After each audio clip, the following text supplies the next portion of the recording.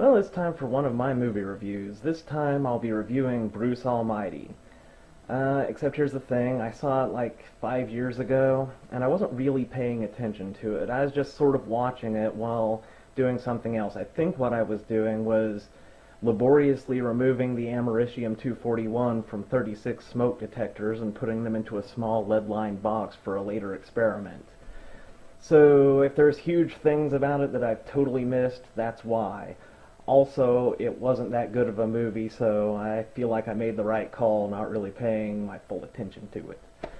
Now, here's the thing about Bruce Almighty.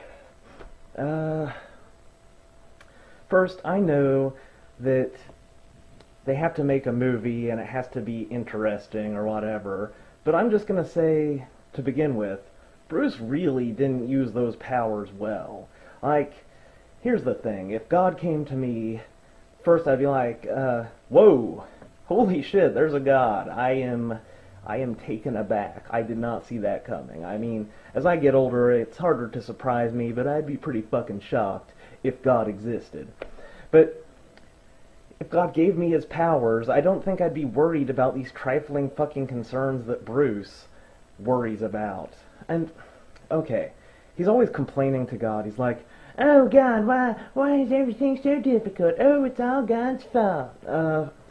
I would never say that, mainly because I don't believe in God, and even if I did, I wouldn't be such a fucking bitch about absolutely everything. But it's like, your girlfriend, wife, whatever, that's Jennifer Aniston. So it's like, oh God, my life is so fucking terrible. Now excuse me while I go bang Jennifer Aniston, and I'll be right back to start bitching at you again. Oh yeah, by the way, I have like a 2-story apartment in Manhattan, which is, you know, pretty fucking pricey, but somehow I can afford it. So even though I make good money, have a nice place to live, you know, and I'm nailing Jennifer Aniston, my life is just so fucking terrible. You make me sick. Okay.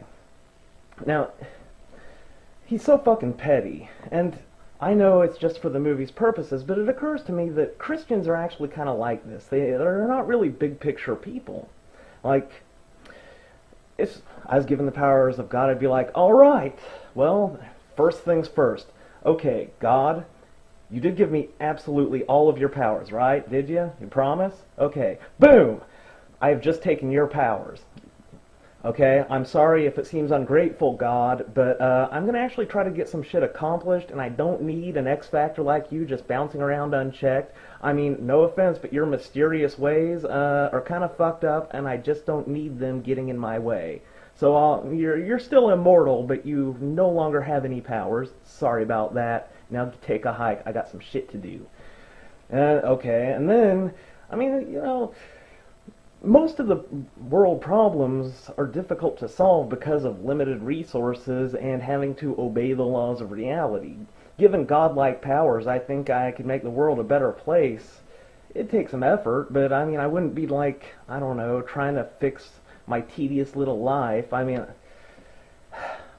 like, first, make it so that no pregnancies ever occur unless the same couple has sex at least 500 times consecutively without having sex with other people. Right there. That'd cut the birth rate and make sure that children are really wanted.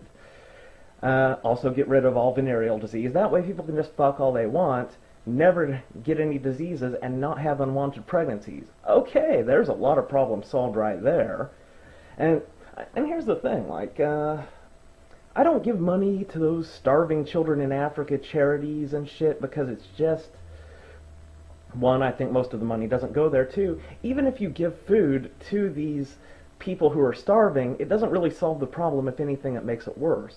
Like, the population limiting factor is the starvation, you know, killing people. And if you just add food, the population will boom and then restabilize at a new equilibrium of starving people. But if I have the powers of God, I mean, first I've done my magical reproduction cutting thing, and then, you know, go over there, make some good farmland, oh, and also just clean renewable energy sources everywhere. I mean, it wouldn't be that difficult, really.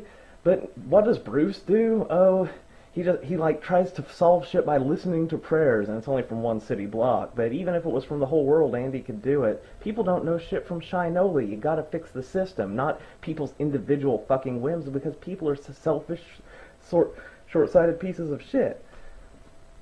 Bruce do any of this? No. He drags the moon closer to the Earth so that he can, impress the girl he's already dating, okay? And doesn't think there's going to be any unforeseen consequences to doing this. And I thought, you'd have to be stupid to think you could drag the moon closer to the Earth and not have any ill effects. But then I realized, if Bill O'Reilly is any indication, then there are a lot of Christians that don't grasp the concept of gravity, you fucking retard! And here's another thing that bothered me. God in this whole movie isn't actually omnipotent, because at this one point, as pathetic as it is, Jim Carrey is all trying to make Jennifer Aniston love him, and he's like, love me! And God comes around and he's like, oh, it just so happens I don't have the power to make people love me, even though I'm supposedly goddamn omnipotent. And I wouldn't have a problem with that, because honestly, what kind of pathetic fucking chump do you have to be to want to magically make somebody love you? I mean, that's just sad. It's, if I want to describe it accurately, I'd say it's like supernatural emotional roofies. It seems like a scummy thing to do. But I'd be kind of mad at God. Not that I would ever do his pathetic love thing, but I'd be like, are there any other fucking powers that you haven't told me about? I thought that I had all of them, but all of a sudden you're telling me there's shit I can't do. Is there a manual for this shit? Because I'd like to know. He doesn't ask that, and he really should have. Because as it turns out, later on, there is another power that God doesn't have.